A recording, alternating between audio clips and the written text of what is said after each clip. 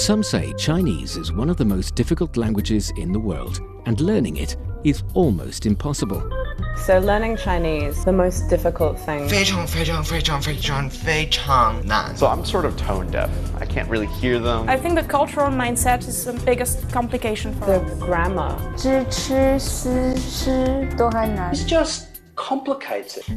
So much. Only because you're not learning it in the right way. Why not try Takeaway Chinese, where you can take some Chinese away and experience progress day by day. Takeaway Chinese, we will promise you a difference.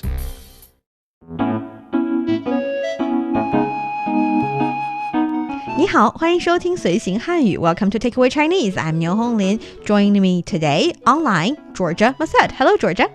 Hello everyone, always nice to be here, so happy. So great to have you here. And we have been doing Takeaway Chinese for quite several episodes. I feel like we're good enough friends to ask you this relatively personal question. That is, I know you're still in college, but doing your postgraduate. So are you, involved in any romantic relationship? Oh yes, I think it's time. It's time to let you know. Yeah, it's time. I am in a romantic relationship and also having a look at the conversation we're about to have. It's a long distance one. Oh, really? 你是异地恋啊？异地恋爱 Yes. Okay. So what kind of 异地恋爱? Are you the, different places or different college or different even country? No, for now, same country. So he's in Paris. Yes, when I was in Venice, it was different countries. So Italy and France, but not that long distance. An hour plane away. That is very lovely. And I was in a romantic relationship for long distance myself for quite some time. 我也异地恋了很久. And even though we say 异地, 异 is different, 地 is 地方 place, so different place. 恋爱 is love or relationship. You can also just say 异地恋, even though the relatively formal term is 异地恋爱. But 异地恋 works as well. So it's kind of like already a set phrase for a long distance relationship. I mean, yeah, there are perks. There are cons and pros about it. Mostly cons. But I have to say, when it comes to 异地恋, long distance relationship, one thing that the other party can offer would be emotional support. That's the most important. Of course, yes. And it's basically the only thing they can do. See the cons. But you get what I mean. So when it comes to that, we actually do have a buzzword on the list of the 2023 buzzwords that has something to do with it. That is the 情绪价值. Do you know what that is? So emotional value. Yes. So 情绪 is emotion and 价值 means value. But we will dive into that conversation a bit later. For now, for our dear listeners, if you're interested in Chinese culture and you want to get a grip on the Chinese language, then this is the show for you. Stick with us for 30 minutes and you soon see the rewards. And for more fun Chinese learning, follow our Facebook page, Learn Chinese, to watch many fun videos and live streams. But now, let's provide you with some free Chinese for takeaway. 我去上海找我男朋友的时候扑了个空。你们是异地恋爱啊？那他去哪里了？他正好也来找我了。真的假的？为什么突然秀恩爱？双向奔赴的爱情太美好了。我去上海找我男朋友的时候扑了个空。你们是异地恋爱啊？那他去哪里了？他正好也来找我了。真的假的？为什么突然秀恩爱？双向奔赴的爱情太美好了。Aw, this conversation. I feel like it's the conversation you are going to have with me when you brag about your perfect boyfriend. It's so lovely. I love love. Yeah. I love too. It's actually quite cute. Okay, so let's take a look at this very lovely love conversation. For the first sentence, 我去上海找我男朋友的时候扑了个空。So when I went to Shanghai to visit my boyfriend, he wasn't there. Yeah. So 我 I 去 went to go 上海. That's the place. Shanghai. Yes. 找 to look for, to find. 我 mine. Should I say case. 我的 or 我 in this case? Does 我 work? We'll work alone. Yes. You can omit the the if you want to, but if you put it back there, it's also right. 男朋友 Boyfriend. If you want to address your male friends, how do you say that in Just Chinese? You can say 朋友 or you can say 男性朋友. 男性朋友. Yes, so 男性 is male, 女性 female. So you can say 男性朋友 or 女性朋友. Then people would know you're talking about your other gender friends instead of your boyfriend or girlfriend. So 男性朋友 would be male friend, 男朋友 boyfriend. 时候 the time when. 扑了个空. 扑了个空 is to come home empty-handed, so he wasn't there. Yes, so 扑 carries the meaning of rush to some place. You try to jump into his arms, only jumped to vain. So 空 is vacant or vacancy. For example, we sometimes say 你有空吗? Do you have some vacancy on your calendar? Do you have time? Do you have free time? And here 扑空 would suggest that come away empty-handed. You want to do something, but you didn't get it done because something or some person is missing. So 扑空. Oh, this is so sad. This is often talking about the situation where you want to find someone, but they're not there. So 扑空了. 我想去找他，但是扑空了. So didn't find him or her. Yeah, it really carries the meaning of jumping into void. It's I will start to use this. Yes, and we talked about when it comes to verbs in the Chinese language, we often have different formation of verbs. One, the verb is actually two characters, and here 扑空 actually is also the situation where the two character word is formed with one verb kind of character and one noun kind of character. So we know 扑 is the verb kind of character and 空 is basically the noun kind of character. You do not want to pull to the 空, you want to pull to the person. You want to jump into the person's arm instead of, nothing. So that's the formation of the verb. And that is why 了个 is kind of like something you put into these words. So we have 扑了个空, meaning you went in vain.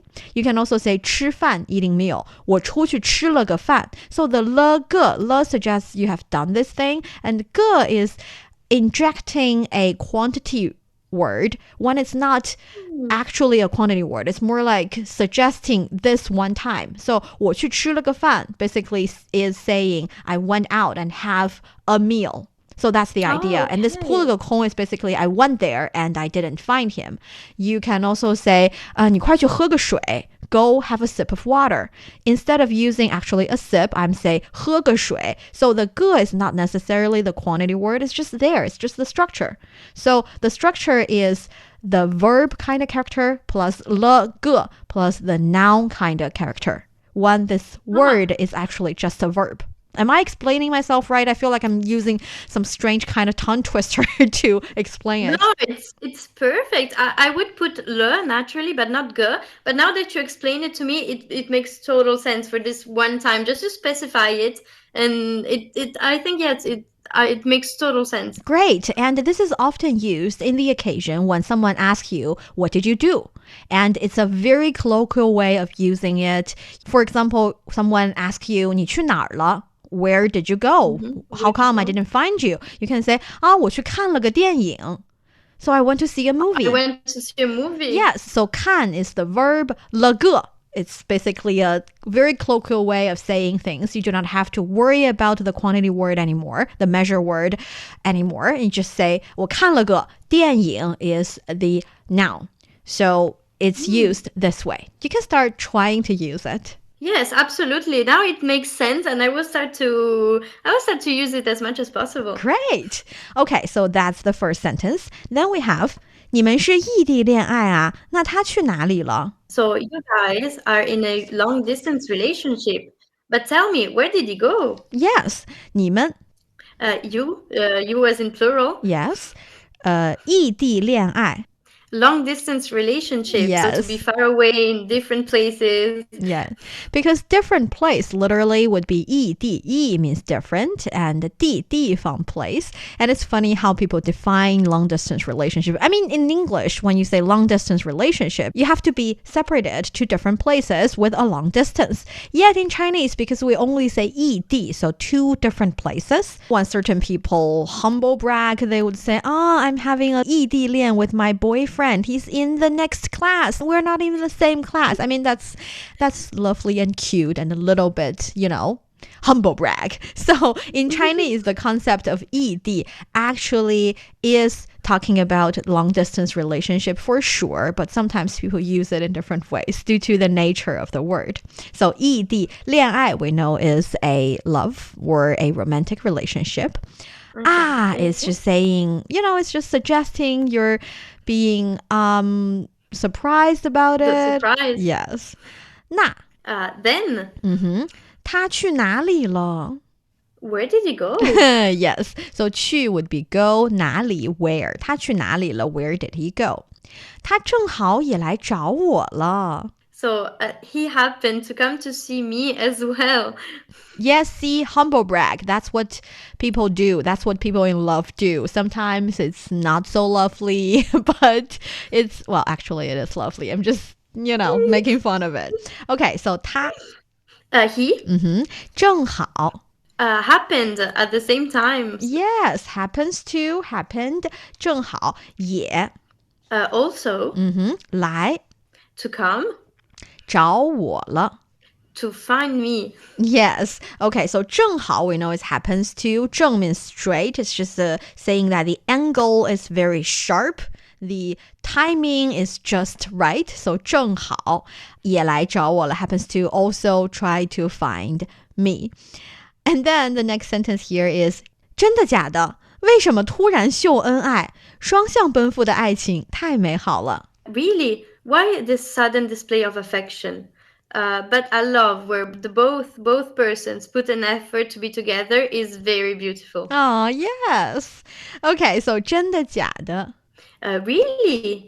This is, I think, in Chinese you can also just say 真的吗?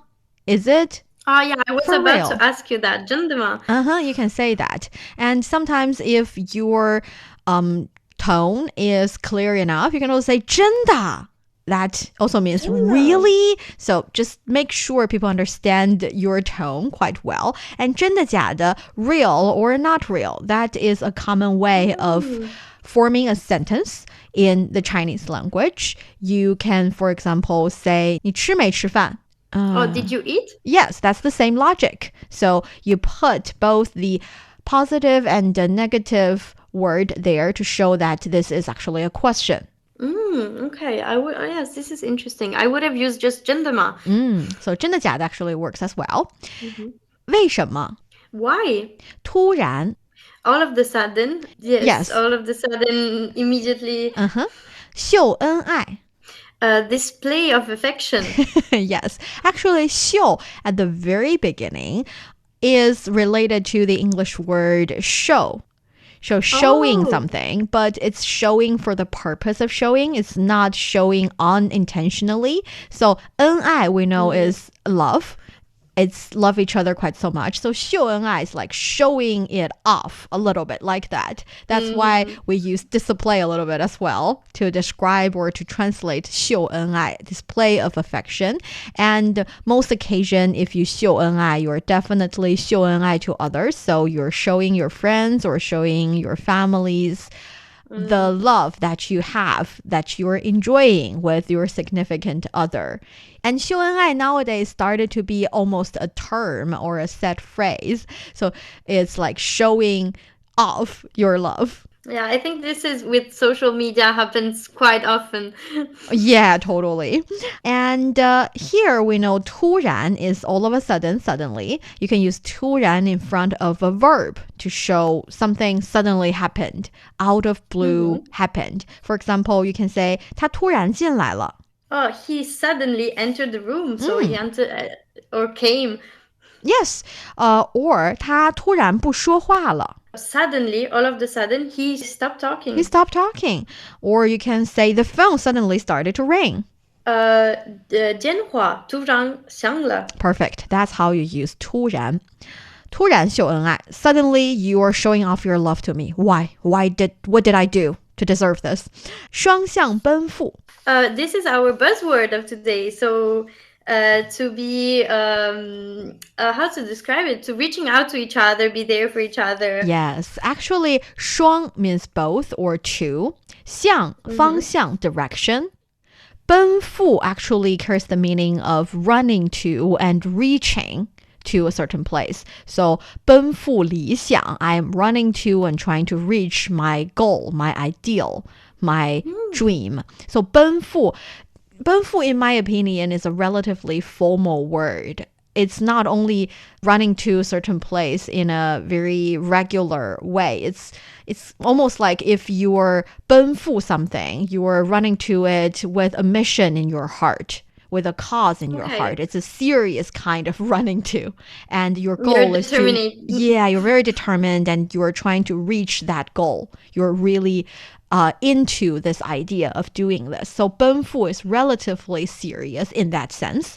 And 双向奔赴 is used to talk about the situation that both parties are running to each other with this goal of uniting, getting together, or sometimes you have the same purpose. For example, if two parties are in love, you want the other party, your significant other, to feel happy. So you do things to make each other happy. Then that is a 双向奔赴 kind of emotion. And 双向奔赴 can also be used for two parties or even two countries, two societies, two cultures, when both cultures or countries or societies want the same thing. For example, world peace or eternal happiness for human being, then you're also 双向奔赴, running towards each other, or maybe running towards the same goal. Then as long as it's the same goal, then the distance between the both parties would definitely be shortened. So that's the idea of 双向奔赴. Oh, this is so important also with the new year coming, new goals to have together or alone. So it will be useful for the 2024 goals. Yes, as well. So that is maybe the reason why it is on the buzzwords list for the year 2023. And we like that word quite so much as well. And 双向奔赴的爱情, 爱情, that's a love or a romantic relationship. Yes. 太美好了. It's beautiful. It's beautiful to see. Yes, very beautiful. Very beautiful. So I agree. 双向奔赴的爱情 is definitely very beautiful.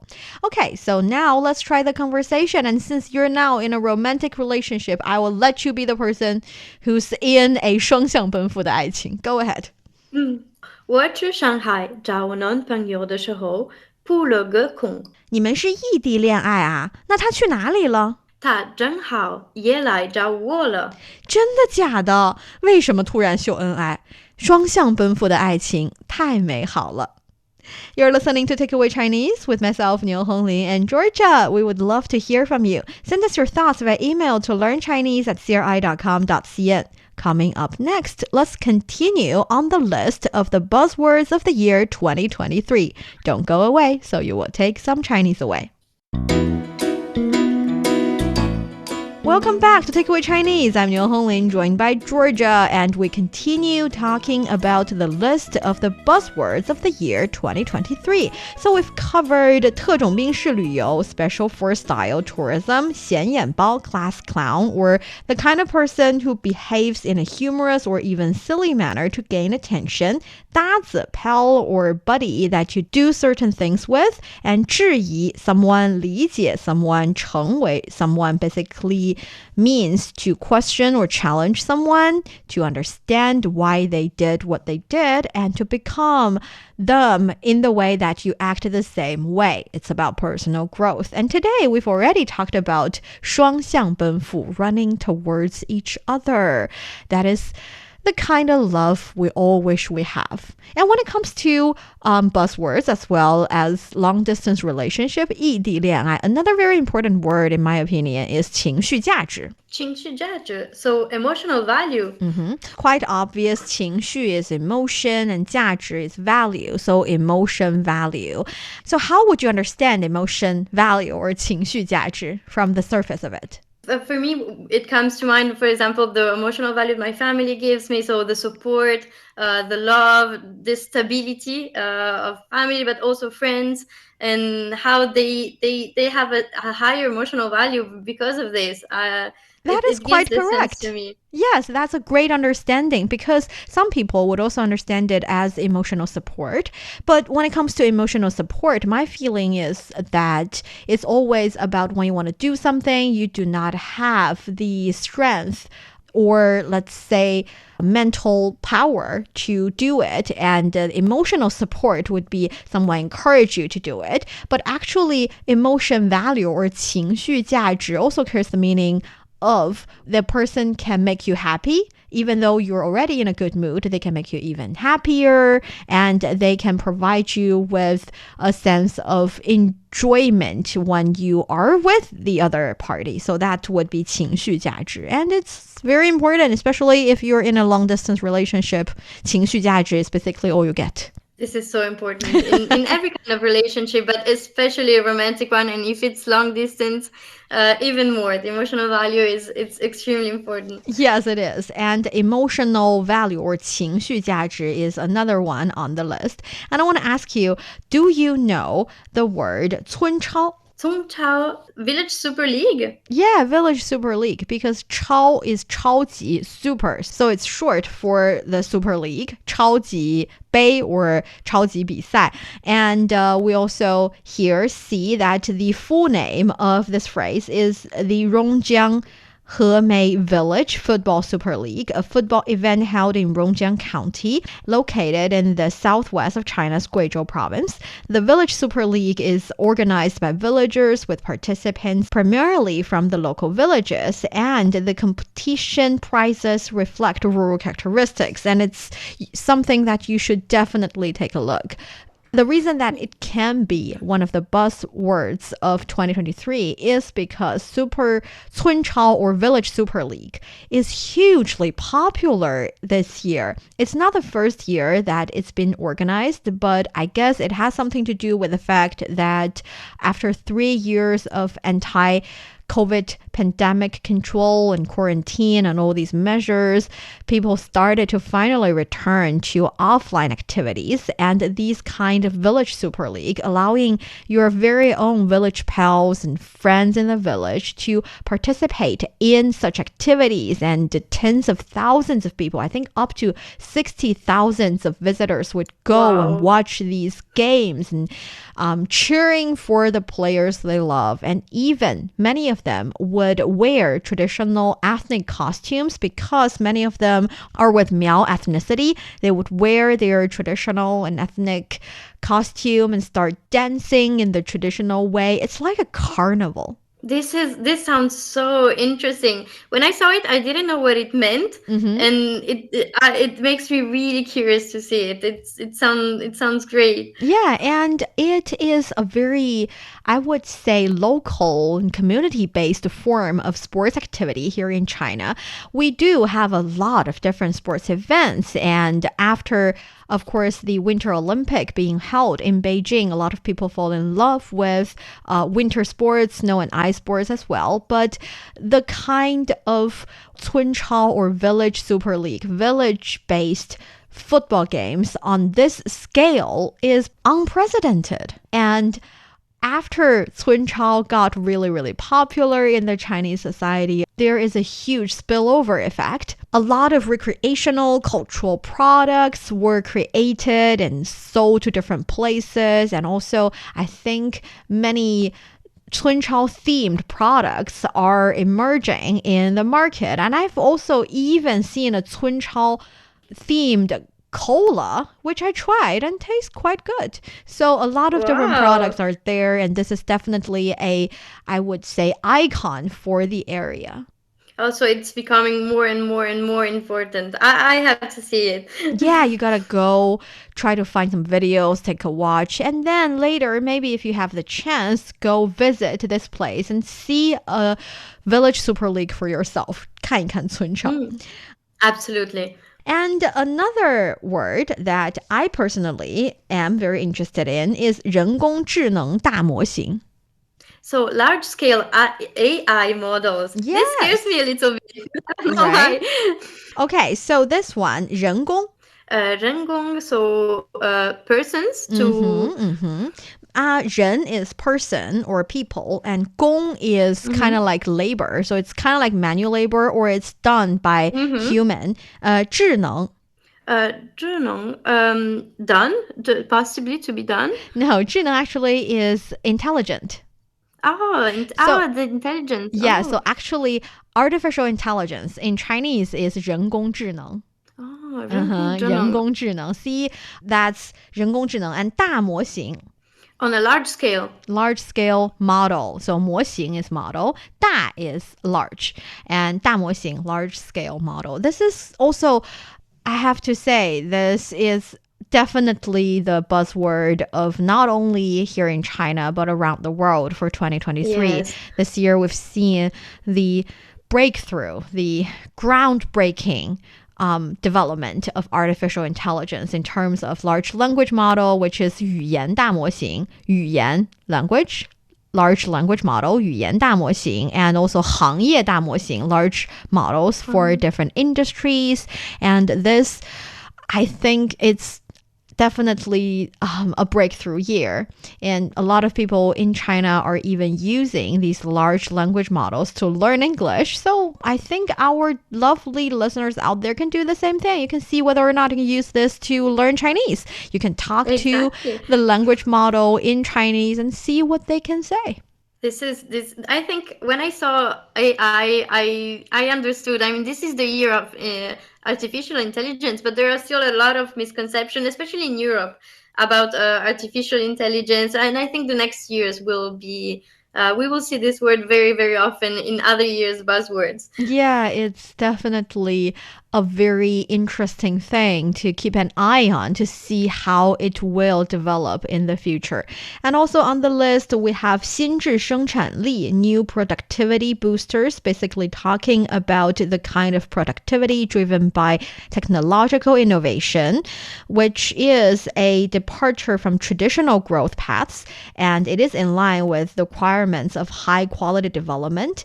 With these kind of new productivity boosters or new productivity drive, people are able to improve the efficiency, to reduce the cost, not only economic cost, but also the cost on the environment. And by introducing these new technology related talent or new technology itself or new technology driven forces, we get to see the development of the economy of different industries in a better, more stable and healthy kind of way. And another one on the list would be 多巴胺, dopamine. I think it's firstly related to the fashion style with a lot of very bright colors running into each other, contrasting each other, and making you feel like, wow, the world is full of hope and happiness and something related to that. But 多巴胺 definitely is also used in other, let's say, scenarios when you describe the very bright, contrasting, but very, I would say, strong personality or strong characteristically kind of stuff.